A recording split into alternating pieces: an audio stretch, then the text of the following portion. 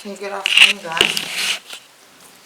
It's Tuesday afternoon, although it feels like a Saturday because it's a public holiday. So, I'm coming to you from Andorra, and I'm coming to you with my psychology channel, borderline personality disorder, BPD. So, the next topic after this I'm really excited about is going to be psychopathology versus sociopathology. So, the reason I am interested in this is just because I've been reading a whole bunch of different stuff on abnormal psych and I want to talk about it.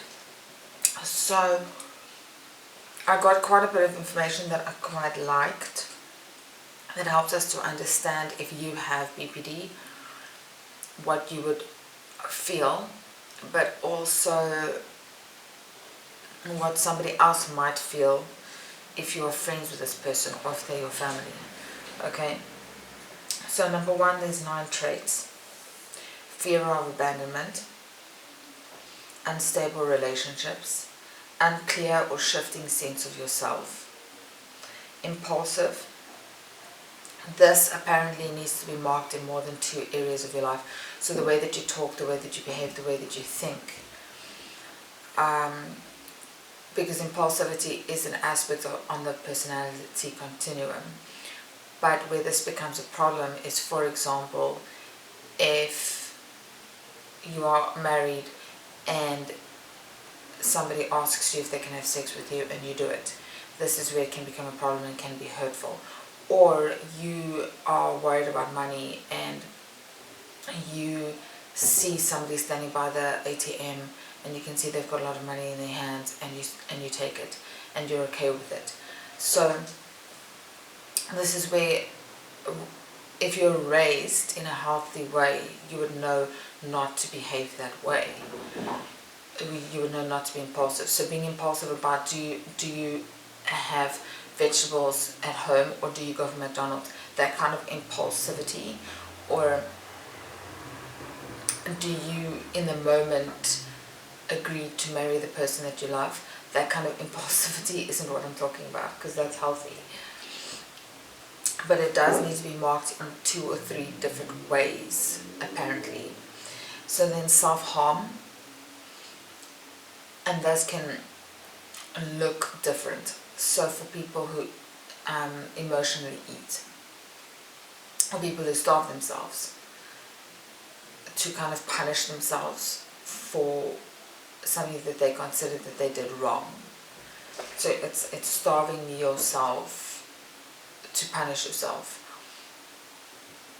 This can also be if a parent is a borderline and they're starving their child because their child was naughty. It's called neglect, but it's also called self-harm because indirectly it hurts you. Extreme emotional swings. So what I mean is mood swings. So everybody has moods. Everybody has moments where they're grumpy or where they're tired or where they got lack of sleep or whatever the case is. But where this is a problem is when it goes from one extreme to the next. And it's over small things that on a normal day for an average person or a person with a healthy personality, the small thing might irritate the person, but it won't cause them to explode.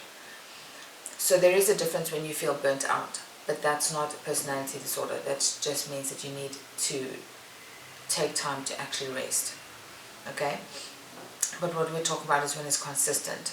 And so if this explosive emotional swings happen in different settings, so it happens at work occasionally, and it happens at the gym, and it happens on the road if you drive, and it happens in most of your friendships, then, or just when you're gaming, when you're doing your own hobbies and your hobbies get interrupted. And a lot of the time it's also recognized as if there's no reason to get angry over something, where it's something that the average person won't get angry over, might get irritated with, might not even get irritated with, might actually find it funny, and the other person doesn't.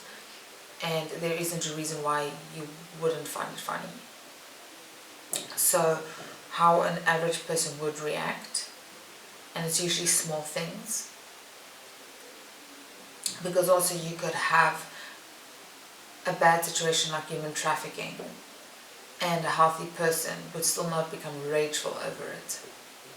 A healthy person could still breathe, think rationally, and think, okay, how can I help prevent this or stop this?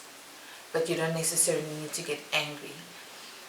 I think you can be passionate, but you don't have to be explosively angry with people frightened of you. So if you are reacting in a way that it's not logical and it doesn't make sense, this would be one of the signs. But if it's a sign on its own, then there might be something else. So you need to have more than 50%. So there's 9 symptoms here, you need to have 5. Okay, you need to have just over the halfway mark, because you can't have 4.5 signs. So you might not also have all of these. Some people do have all 9, some people do not. Chronic feelings of emptiness.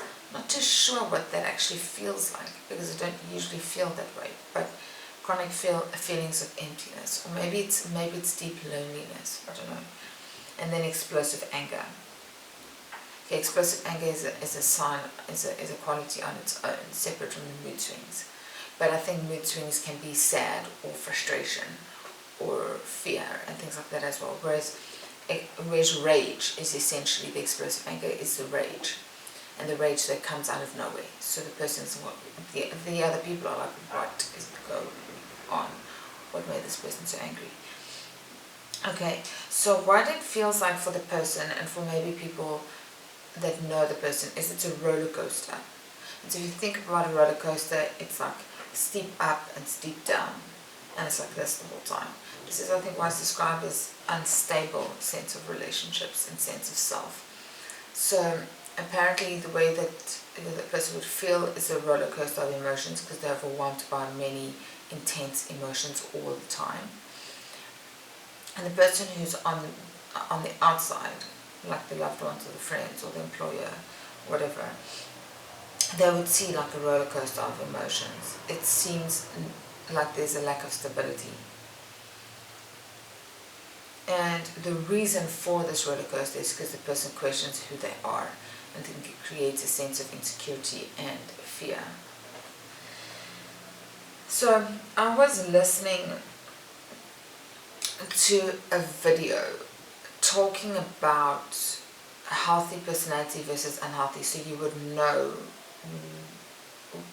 if you think that there's something wrong with you, or if you think that there's something strange about somebody that you know, how you would compare a healthy person to an unhealthy personality. So it's not the person, it's not their identity, so don't label them that way. It's a mental illness.